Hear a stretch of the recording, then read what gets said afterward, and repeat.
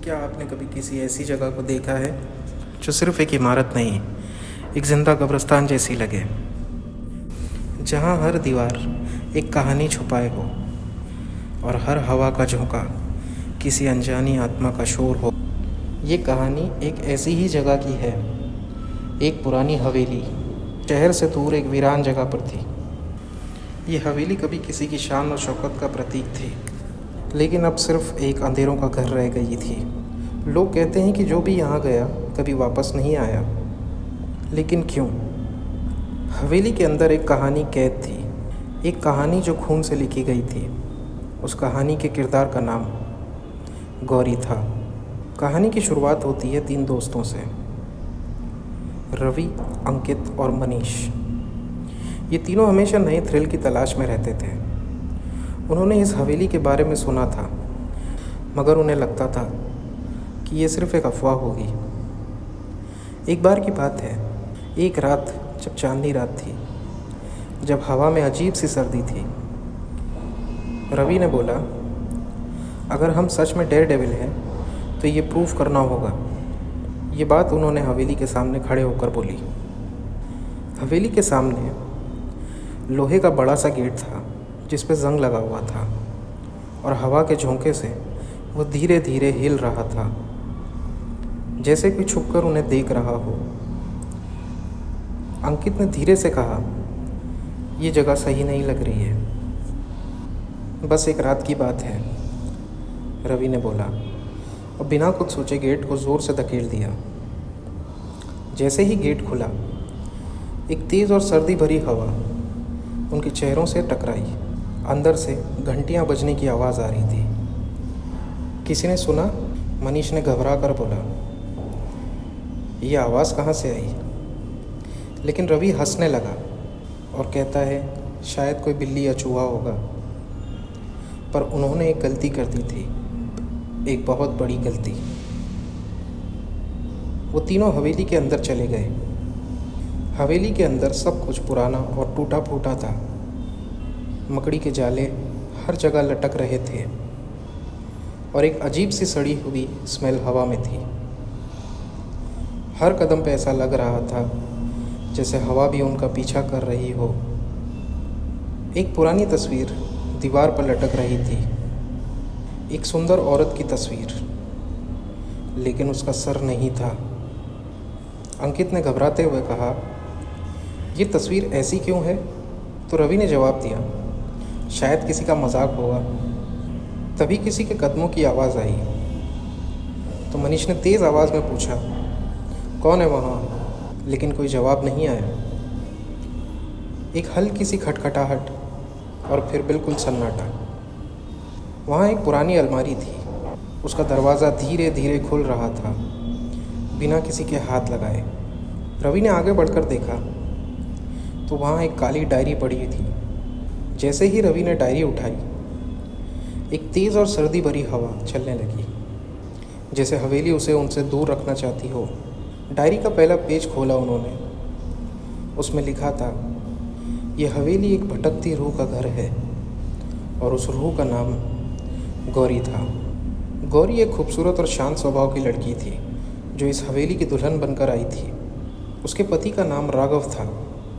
राघव एक अमीर ज़मींदार था जिसे सिर्फ अपने पैसे और ताकत की भूख थी। गौरी एक निर्दोष औरत थी जो अपनी शादी की दुनिया में अपना सुख ढूंढ रही थी। पर यह कहानी एक परी की कहानी नहीं थी, ये एक शापित कहानी थी। हवेली के लोग कहते थे कि राघव सिर्फ एक आदमी नहीं था, वो एक शैतान था। वो सिर्फ शराब, जुआ और अपनी ज़रूरतों में डूबा रहता था। हवेली में रोज़ नए लोग आते, नए मेहमान आते और नए शिकार आते।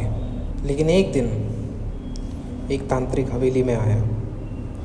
उसने राघव से कहा, तुम अमीर हो राघव, लेकिन अमर नहीं हो। तुम्हारी ताकत सिर्फ तभी बरकरार रहेगी जब तुम एक बलि दोगे, एक ऐसे इंसान की बलि जो तुमसे दिल से प्रेम करता हो। राघव ने इस बात को हंसी में टाल दिया, लेकिन फिर उसने सोचा कि उसके जीवन में सिर्फ एक ही इंसान है जो बिना किसी स्वार्थ या मतलब के उससे प्यार करता था। और वो थी गौरी। और उस दिन उसने एक फ़ैसला किया। एक रात जब चांद अपनी पूरी रोशनी में चमक रहा था, राघव ने गौरी को हवेली के सबसे पुराने हिस्से में बुलाया। एक सुंदर सजाया हुआ कमरा, मेहंदी की महक और बीच बीच में घंटियां बजने की आवाज़। गौरी को लगा शायद आज राघव उसके लिए कुछ बदल गया है, पर सच्चाई बहुत भयानक थी। जब गौरी कमरे में आई, उसने देखा कि एक बड़ा सा काले रंग का मंडप सजाया गया था। बीच में एक काली मूर्ति थी, एक भयानक मूर्ति, जैसे किसी शैतान की मूर्ति हो। गौरी ने प्यार से पूछा, ये सब क्या है राघव? राघव ने मुस्कुराते हुए कहा, एक नया जीवन है गौरी, एक नई शुरुआत। गौरी को कुछ समझ नहीं आया और तभी राघव ने उसके बालों को पकड़ा और उसका गला दबा दिया। गौरी ने चीखना चाहा, लेकिन उसकी चीखें हवेली की दीवारों में दफन हो गई। उसने अपने पति की आंखों में देखा, वहाँ सिर्फ एक भयानक जुनून था। एक तेज़ चाकू चमकी और सिर्फ एक ही वार में उसका सर धड़ से अलग हो गया। हवेली के फर्श पर खून बहा, उसका सफ़ेद दुपट्टा एकदम लाल हो गया। पर सबसे भयानक बात यह थी कि उसकी आंखें अभी भी खुली थी, जैसे वो अब भी सब कुछ देख रही हो। राघव ने उसका सर उठाया और एक काले बॉक्स के अंदर बंद कर दिया और राघव ने कहा, अब मैं अमर हो गया हूँ, कोई मुझे कभी मार नहीं सकता। लेकिन राघव एक छोटी सी बात भूल गया, धोखा दी गई आत्मा बदले के बिना नहीं जाती। गौरी का सर बंद हो चुका था, लेकिन उसकी रूह अब भी इस हवेली में भटक रही थी। कुछ महीने गुजर गए, हवेली में अजीब घटनाएं होने लगी। राघव रात को किसी के कदमों की आहट सुनता, कभी कभी उसके कंधे पर किसी का हाथ होने का एहसास होता। एक दिन की बात है, जब वो आईने के सामने अपनी ताकत का जश्न मना रहा था, उसने देखा आईने में गौरी खड़ी थी बिना सर के। वो ज़ोर से चीखा, लेकिन कोई भी नहीं आया और उस रात के बाद राघव हमेशा के लिए गायब हो गया। लोग कहते हैं कि उसका सर भी वैसे ही अलग हो गया जैसे उसने गौरी के साथ किया था, और तब से जो भी इस हवेली में आता है उसे अपना सर छोड़कर जाना पड़ता है। गौरी अब भी अपना सर ढूंढ रही है और जो भी उसे मिलता है वो भी उसी के साथ हवेली का एक हिस्सा बन जाता है। और अब गौरी का इंतज़ार ख़त्म हो गया था। जैसे ही रवि ने ये पढ़ा, एक तेज़ चीख हवा में गूंजी, तुम सबको अपना सर मुझे देना होगा। अंकित ने अपनी फ्लैशलाइट जलाई और उसने देखा सामने एक सफ़ेद साड़ी वाली औरत हवा में तैरती नज़र आ रही है, लेकिन उसका सर नहीं था, बस खून टपक रहा था। उस औरत ने उनसे कहा, तुमने मुझे परेशान किया है, अब तुम यहाँ से नहीं जा सकते। इतना कहते ही एक हाथ रवि की तरफ बढ़ रहा था। अंकित चिल्लाकर बोला, भागो, लेकिन दरवाज़ा बंद हो चुका था।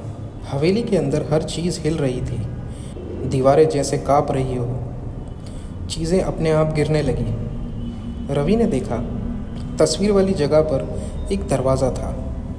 वो तीनों भागकर वहाँ पहुँच गए, लेकिन तभी एक हाथ आगे बढ़ा और मनीष को खींच लिया। रवि ने चीखा, मनीष! मनीष जैसे हवा में उछल गया। गौरी की रूह उसे खींच रही थी।